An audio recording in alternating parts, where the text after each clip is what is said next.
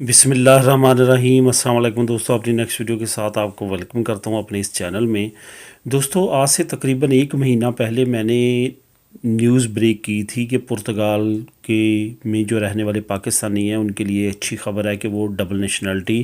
اب رکھ سکیں گے۔ تو اس کے بعد کافی دوستوں کی طرف سے مجھے کمنٹ آئے اور کچھ دوستوں کی طرف سے تو ملتے جلتے کمنٹ یہ تھے کہ شاید یہ فیک نیوز ہے، کیونکہ جب کوئی آپ سے پروف مانگتا ہے نیوز کا کہ نیوز کے بیک میں پروف دیں مجھے، تو اس سے یہی ثابت ہوتا ہے کہ وہ بندہ اعتبار نہیں کر رہا، وہ سمجھ رہا ہے کہ شاید یہ جھوٹ ہو۔ تو اس کے بعد میں نے اسی ویڈیو پہ وہ پروف بھی لنک کیا، اس کے بعد انہوں نے خود پڑھا اور پھر ان کو تسلی ہوئی۔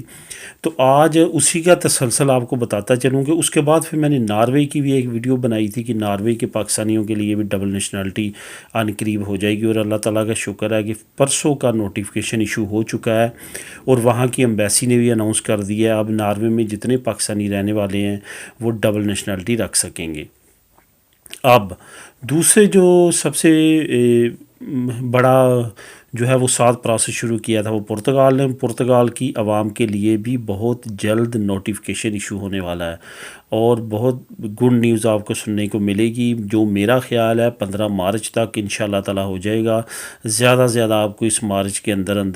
گڈ نیوز مل جائے گی کہ آپ بھی ڈبل نیشنلٹی رکھ سکتے ہیں۔ یہاں پہ یہ بھی بتاتا چلوں کہ اب جرمنی نے بھی کافی زیادہ تگ شروع کر دیا، اور جرمنی کے جو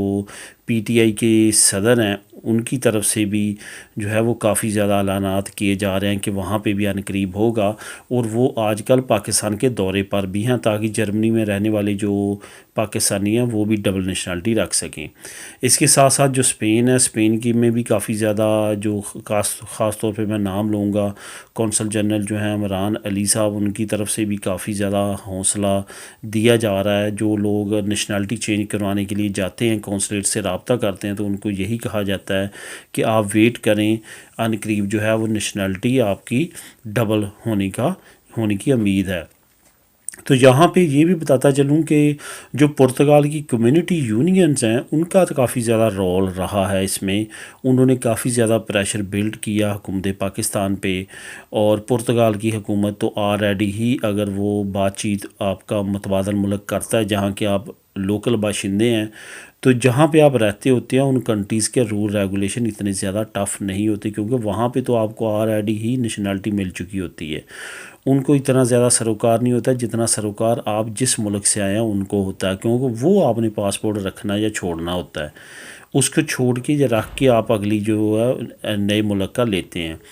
اسی وجہ سے جو ہے ملک کے جہاں جس ملک سے آپ آئے ہوتے ہیں ہوم کنٹری سے، وہاں کے حکومت کو تگ کرنی ہوتی ہے، وہاں کی حکومت کو ماننا ہوتا ہے کہ وہ ایسا کرنے جا رہے ہیں۔ تو یہی وجہ ہے کہ تھوڑا سا ڈیلے ان کی طرف سے ہوا، اور آخر کار اللہ کا شکر ہے کہ پرتگال کا بھی ہو چکا ہے، ناروے کا بھی ہو چکا ہے۔ اب جو مال رہتے ہیں یورپ میں مین وہ جہاں پہ کافی کمیونٹی رہتی ہے وہ اسپین اور جرمنی ہے، اور امید ہے کہ انشاءاللہ تعالیٰ عن قریب ان کی بھی اچھی نیوز سننے کو ملے گی۔ تو دوستو یہ تھی اہم نیوز جو میں دینا چاہتا تھا پرتگال کے باشندوں کے لیے کہ انشاءاللہ تعالیٰ عن قریب آپ بھی اس سے انجوائے کر سکیں۔ ملیں گے نیکسٹ ویڈیو میں نئی اپڈیٹ کے ساتھ۔ اللہ حافظ۔